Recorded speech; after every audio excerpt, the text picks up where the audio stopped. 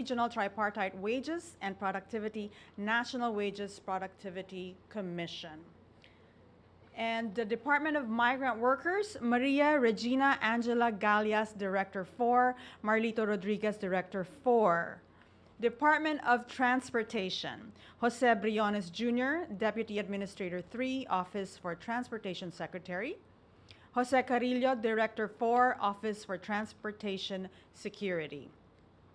Rodelio Hoxon, Director 4, Office for Transportation Security. Danilo Maserin, Director 4, Office for Transportation Security. And government-owned or controlled corporations.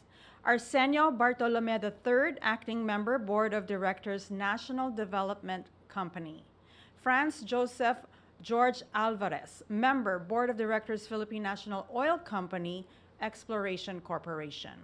Edgar Benedict Cutiongo, Member, Board of Directors, Philippine National Oil Company, Exploration Corporation.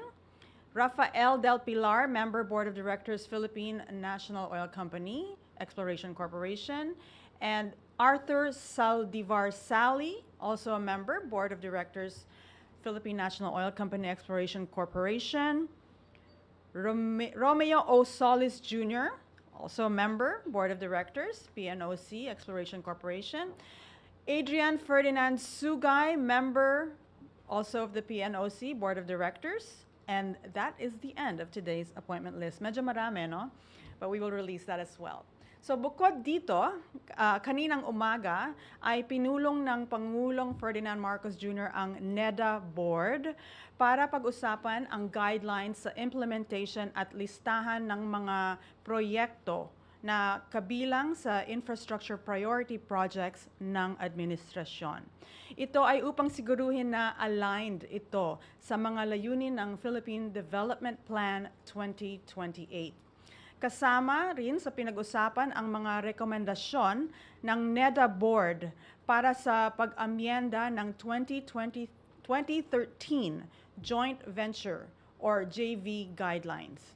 At para ipaliwanag ang mga ito, kasama natin ngayon si NEDA Director General at Socioeconomic and Planning Secretary Arsenio Balisacan. Secretary Balisacan, good morning. Thank you, Daphne. Members of the Malacañang Press Corps, good morning, everyone. I think the microphone is not. Is the microphone on? We're good? Okay.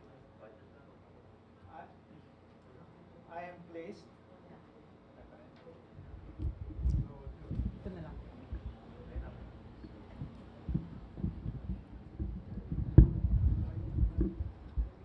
Thank you. Media briefer, Daphne Paez, members of the Malacañang Press Corps. Good morning. I am pleased to announce that the National Economic and Development Authority Board, chaired by President Ferdinand Romualdez Marcos Jr., during its fourth meeting today, approved two game-changing initiatives that aim to further raise investments and transform the Philippine economic landscape. These are the government's new list of infrastructure flagship projects, or IFPs, and the amendments to the 2013 NEDA Joint Venture, or JV Guidelines. The approved new list of infrastructure flagship projects includes a total of 194 projects amounting to about 9 trillion pesos. Majority of these infrastructure flagship projects are in physical connectivity and water resources, which include projects in irrigation, water supply, and flood management. The list also includes projects in digital connectivity, health, power and energy, agriculture, and other infrastructure. Some of the new projects included in the new list are the Panay Railway Project, Mindanao Railway Project 3, North Long Haul Railway, San Mateo Railway, UP UPPGH Diliman Project, the NAYA or the Noya Aquino International Airport Rehabilitation Project, Ilocosur Transbasin Project, and the Metro Cebu Expressway. Aligned with the priorities under the 8-point socioeconomic agenda of President Marcos' administration and the plans outlined in the Philippine Development Plan for 2023 to 2028, these high-impact and urgently needed infrastructure projects aim to showcase the government's Build Better More program. The new IFPs are seen to address the binding constraints to business investment and expansion that will create more high-quality and resilient jobs that will allow us to meet our poverty reduction goals for the medium term. IFPs shall be prioritized under the government's annual budget preparation and enjoy the benefits of expedited issuance of applicable permits and licenses consistent with current legal frameworks. These projects will adopt an optimal mix of financing from various development partners, that is ODA, the national government, that is general appropriations, and the private sector, particularly public-private partnerships.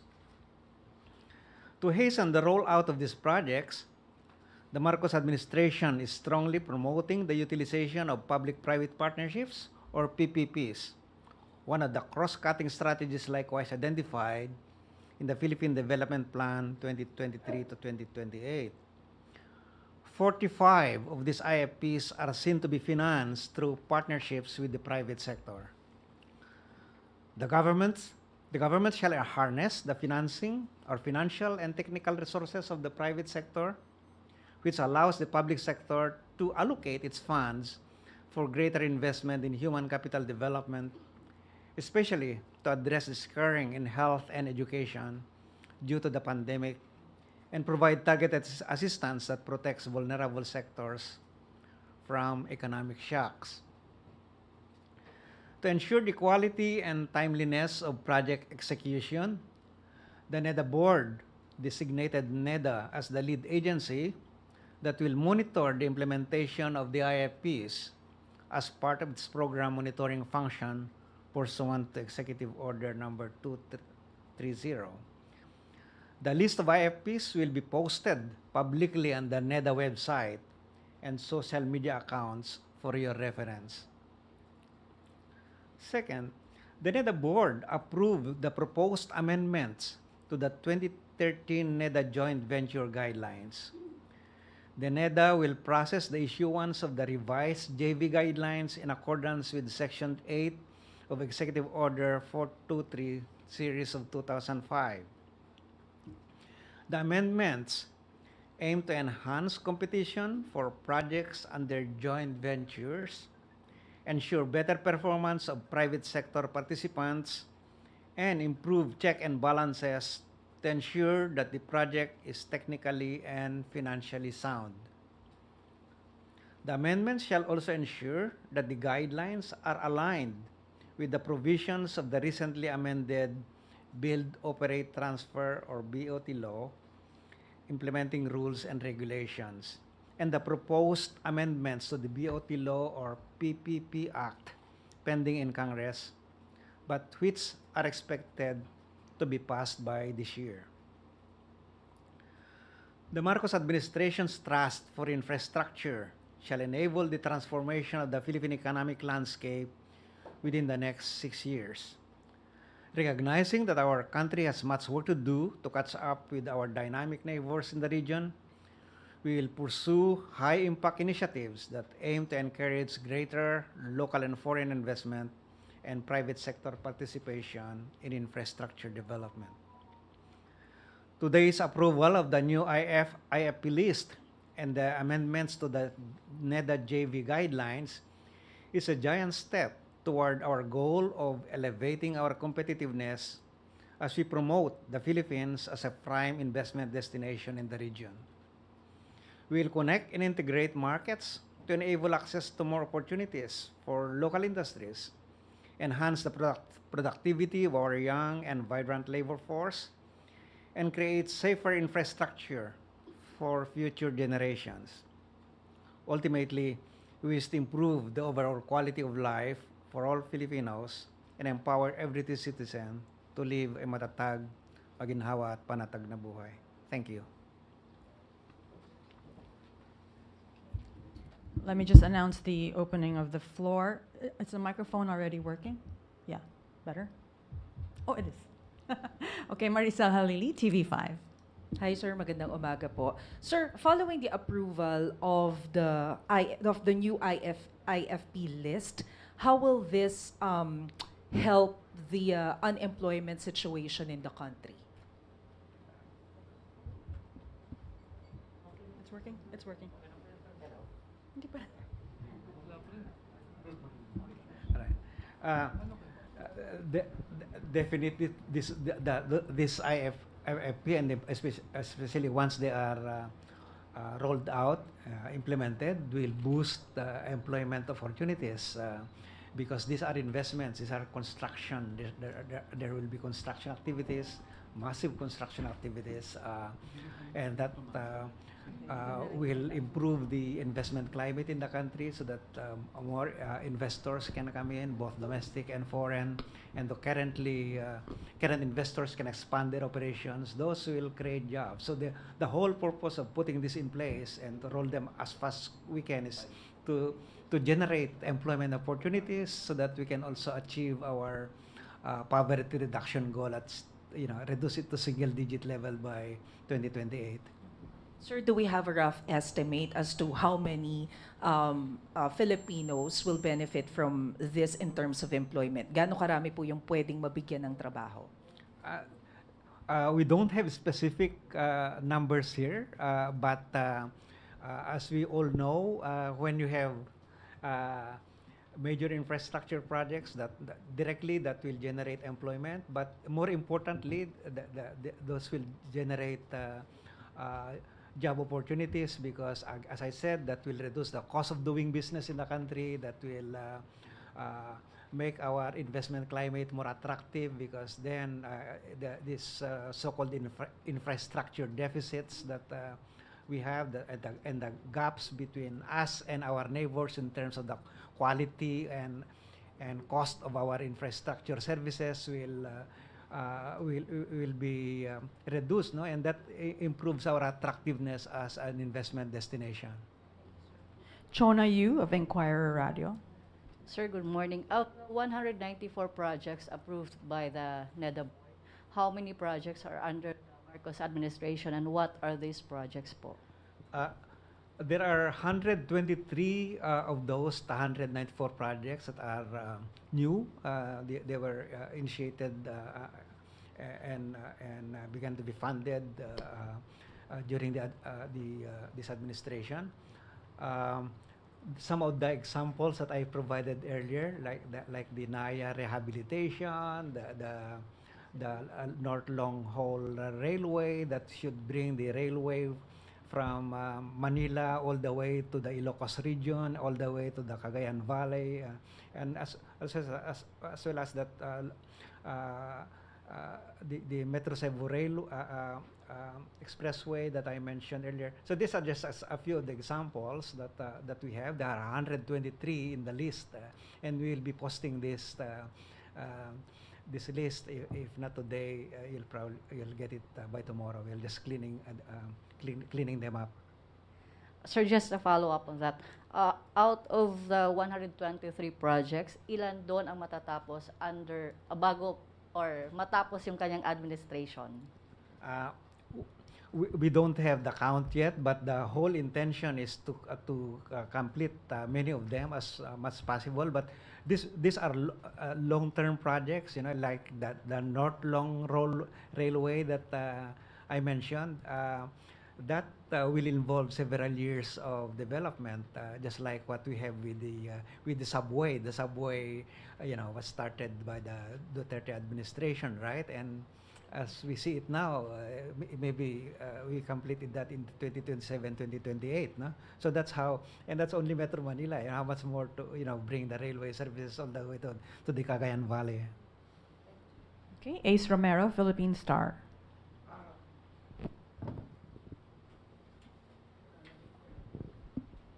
So, Secretary, doon sa projects, there are 194 of them. I understand masyadong madami. Can you just give us yung at least yung five biggest projects na nandun sa priority list and how much? The priority list again includes the ongoing ones because you have heard the president early on saying that those projects that were initiated began in the previous administration, to the extent that they are useful for the economy, for our society, must be continued. And so that many of these projects remain flagship projects, okay? And the big ones there are under the previous administrations, the subway, is going to cost a lot of still money. The other one is although initiated much earlier on, this Clark commuter railway, Clark to Manila and then all the way to Los Baños. No? So those are big ones too. We'll be pushing as well the railway all the way to the Bicol region. I don't have the amount here with me, but you can see that eventually in our website. We'll be posting the approved list eventually. So, of those projects, ilan po yung kayang matapos next year, yung mas mabilis matapos? Kasi people will be asking when can we feel in the next benefits? couple of years, you should be seeing many of this already in operational. For example, irrigation projects. Many of these are irrigation projects. Health projects, we are including the cancer center that we approved last time. No? That's now going, and we hope to have that in the next 3-4 years. What included here also is another Philippine General Hospital in UP Diliman. You know, those can move pretty quickly because those are PPP, private partnership projects, and this will not involve much right-of-way acquisition, so they can be quite quick. Where we may be encountering a bit of difficulty will be those areas where we have to acquire right-of-way. No? But even then, part of the approval of the decision by the and the directive of the president this morning was to ask ARTA to issue or to ensure that the agencies who are involved with issuance of permits, licenses, and that they have to give priority to these IFPs, because in the past these have been some of the bottlenecks. No, agencies are so slow in issuing the required permits and licenses.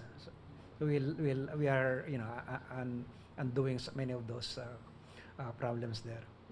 Quick follow-up na lang, Sec. Can you just give us yung parang basic or yung main features nung revised guidelines dun sa joint venture? Ano po yung mga, I suppose may mga layers na inalis? Well, the one that what we are addressing there are, number one is to simplify the joint ventures. Again, to make sure that the joint ventures can move efficiently and quickly and will address the public interest concerns, no? And so we are the amendments will involve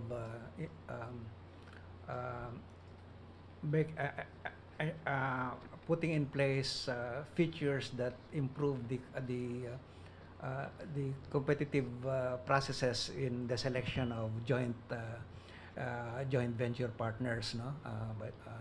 So in other words, hindi lutong Macau yung mga JVs, kundi properly competed by offer in competition. There will be proper checks and balances in the governance of JVs, and aligning the rules and the guidelines with the approved guidelines for the BOT law implementing rules and regulations. No? Then sa PPP guidelines that we approved earlier this year, no? and last year. No?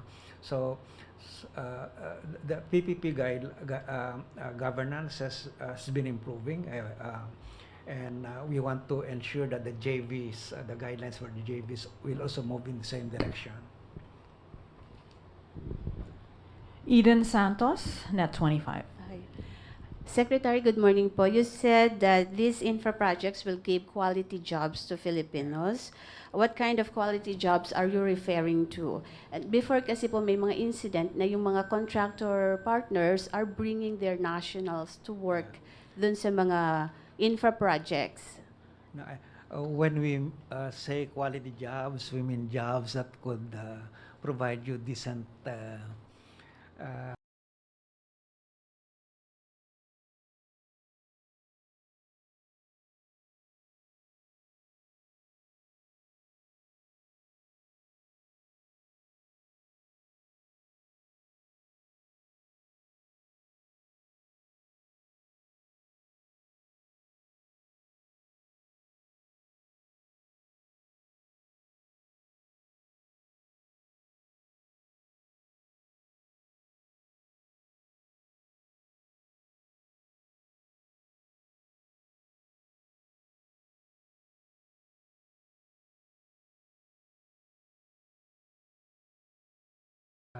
decent wages and not just unemployment of 1 hour or 2 hours a day. You know, in our statistics, if you are employed for 1 hour a day, employed ka na, no?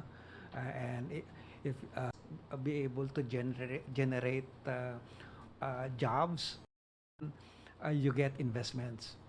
And as I said earlier, one of the constraints faced by our investors or faced by the country in attracting investment is the quality of our infrastructure, the poor quality of our infrastructure and the services, the high cost of doing business in the country. So this infrastructure program is meant to address that infrastructure deficits that we have in this country, so that investors can see us as a viable destination for their investment. That way, jobs, opportunities can improve. So if plants, if their investors come in to set up their factories, there will be more, better quality jobs. Better because when you're employed there, it's 8 hours a day. You get it's not 1 hour a day, and you get all the benefits. Those are the kind of jobs that we want, not the jobs that you get. Incidentally, when you're peddling cigarette in the street, that's a job. But that's not the kind of job that we would want our children to have. Secretary, another issue lang po. No? Plano po ng TUCP na maghain ng panibagong wage increase petition po. Ang tanong po ay, kaya po ba ng gobyerno natin na mapagbigyan ito, even yung kanilang hinihinging cash assistance or ayuda po ulit? Like yung camp before, sabi nila ngayon tatawagin lang BBM, ayuda para sa mga manggagawang Pilipino or BAMP. Ang trust natin as much as possible is to generate jobs, opportunities that will last long, no? Sustainable, no? And so that our workers can earn sufficient, can have wages that can comfortably support their needs. We are aware that there are petitions for minimum wages, and there are rules, no, under the law that need to be factored in, determined. There are factors that need to be considered in the approval of such petitions. No, I don't want to preempt that, but certainly one of those conditions that I read in the law is that the decision must take into account the impact of that and the economy and local economies in particular, to make sure that you don't create unnecessary disincentives for again investors to come in here or to investors to expand, because you make you price yourself too high relative to your productivity. I maintain that that and that's the very purpose of this infrastructure program, is it helps our workers realize higher productivity when you get this kind of infrastructure support and investment. And that's what is required to get wages rise on a sustained basis. Dan Osorio, Global Daily Mirror. Good afternoon, sir. In view of NEDA's discouragement in raising minimum wages and with the now proposed number of long-term projects, what is the earliest possible prediction of the economic state being in equilibrium from inflation following the suggested increase in labor and employment demand? What is the long term? What's the equilibrium? Yeah. As of now, this morning you must have seen the new employment data, no? And what you have seen in the employment data is unemployment decrease further, no? And the quality of that job, as indicated in the underemployment data, is improving, no? Now, of course, while that is happening, you still have the inflation concern, no? And it's still a challenge for us to address the inflation, and we must. I mean, realistically, the inflation issue is something that cannot be handled very quickly. And I say very quickly, not tomorrow, not but we are certainly putting in place measures that will address that will arrest those upticks in prices, and in the meantime also provide assistance to those who are most vulnerable, no, in our society, particularly in our with respect to food prices. Thank you, Dan. Next, we have Ivan Mayrina of GMA 7. Secretary, there's a proposal from the Department of Energy to move work in office hours in government offices from 7 a.m. to 4 p.m. on Mondays to Thursdays, and work from home arrangements on Fridays. What do you think of this? Will this benefit the economy, and how will this impact productivity? Well, in general, what that move is trying to address is conservation. You want to, because of the as you see, a part of the upticks, the sources of the inflation is the high cost of energy, and we do think that we can reconfigure our work environment so that we could reduce energy use, no? I think that there's wisdom to that. In many countries, they do adjust the working time, no, depending on the season of the year. So I think it's high time that we do that. One of the other things that DOE is also pushing for is the increase in the room temperature from 24 to 25. Why are we adapting at 24 and it's so cold here, right? So we're wasting a lot of energy when 25 is supposedly is comfortable, right? So I think we can save a lot from doing that. So with respect to the work from home, I think that's what the pandemic has taught us is there's possibilities for that depending on the agency concerned. For those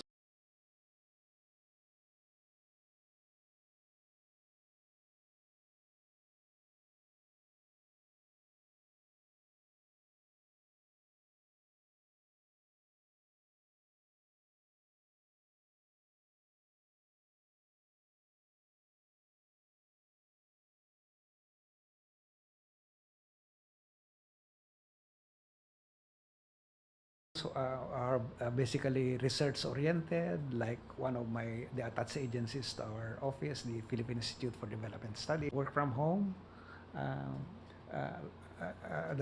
So far as I know, so I think it's probably nothing new there. But I think the workspace is evolving, and we should be amenable to those changes. So, sorry, productivity, Secretary. Hindi ko kaya maapektuhan yung productivity, lalo na with 1 day less of actual, Yeah. physical work in That would have, offices. the agencies would have to assess their respective their circumstances, no, whether that will affect their productivity. But I think what you are pointing out is there are coordination issues that have to be resolved. Like for example, when there are already 4 days in a week.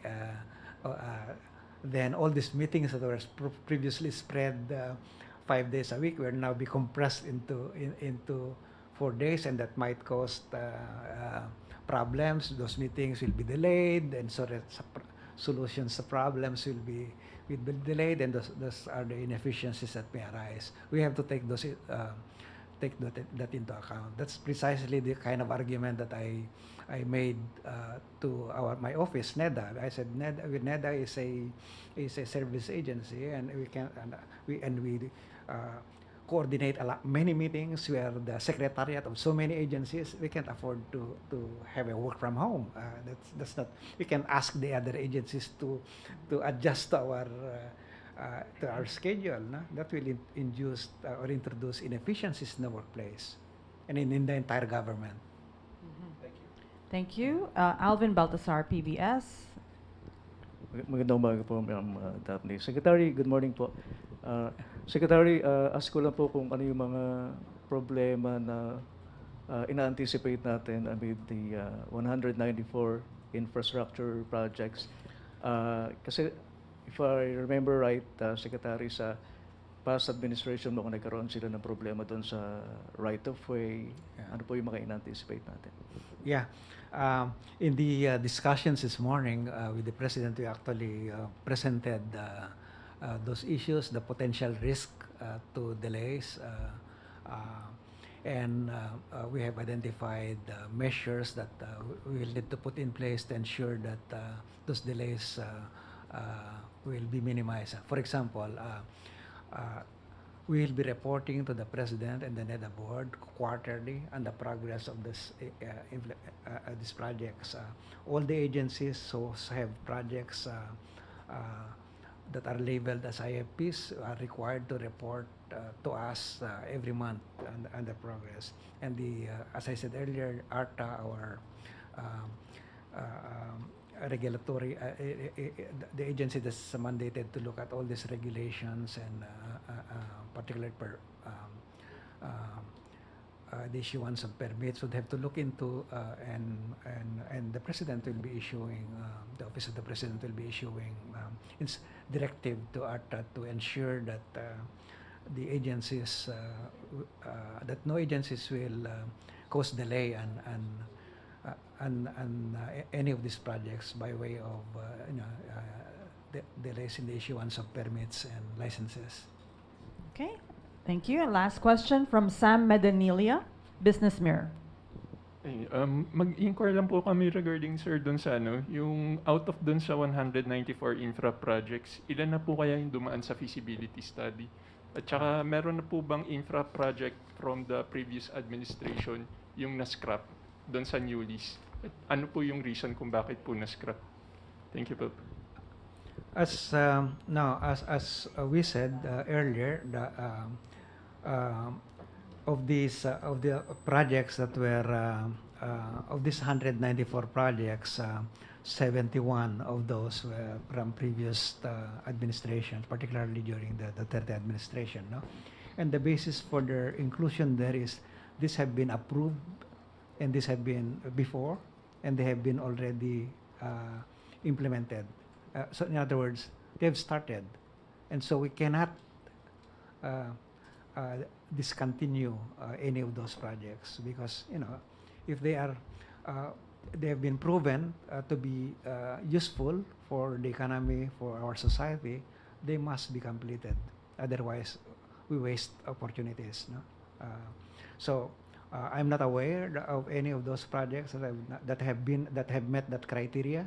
We have established, by the way, guidelines on the selection of projects that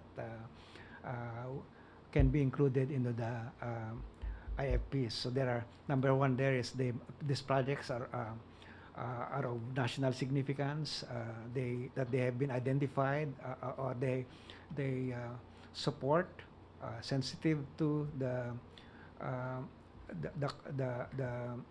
priorities identified in the Philippine Development Plan 2023 to 2028, as well as in the 8-point socioeconomic agenda of the President. So there were criteria, and so each of those projects were ranked according to certain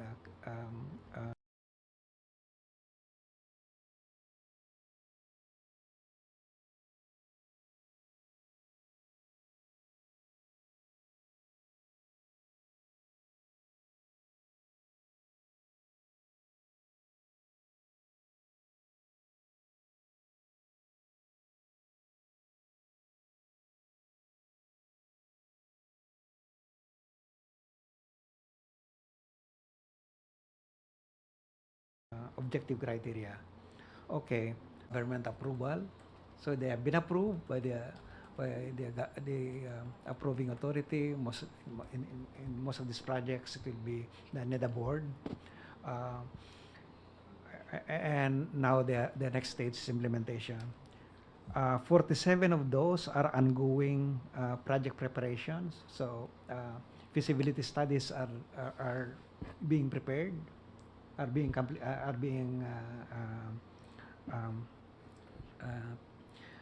completed, and the remaining, the 44, are under pre-project preparation. Now, with respect to these projects that do not have yet feasibility studies, the instruction and the decision at the NEDA board this morning was to give priority for our DBM, to give priority to these projects insofar as providing funding for the preparation of this feasibility studies. If these are part of ODA, then usually the ODA source, like if it's World Bank or ADB, that usually comes also with feasibility studies. So, but for those that are locally funded, we have to produce those feasibility studies. Okay, thank you. And really, the last one, Joyce Balancho, ABS-CBN. Hi, sir. Just to follow up lang do sa 123 new projects under the Marcos admin, how many of these projects are from investment pledges from his previous out-of-country trips? And baka may update na rin kayo, sir, sa follow-up dun sa mga investment pledges. Well, the investment pledges are not, these are for the private sector, no? Yang, limba, magtatayo sila ng factories, hindi kasama dito yon. These are infrastructure projects, no? Irrigation, health facilities, highways, skyway, railways. Unless na, well, some of them will probably be investing into this infrastructure through PPP, no? But that is, we'll know that as when you roll up the PPP. ODA, yes, of course, to the extent that the pledges were by foreign governments, then those could be ODA. Okay, thank you very much, Secretary Arsenio Balisacan of NEDA. Thank you for sharing the priority infrastructure flagship projects. Thank you so much. Thank you. Have a good lunch, guys. Thank you, Domi.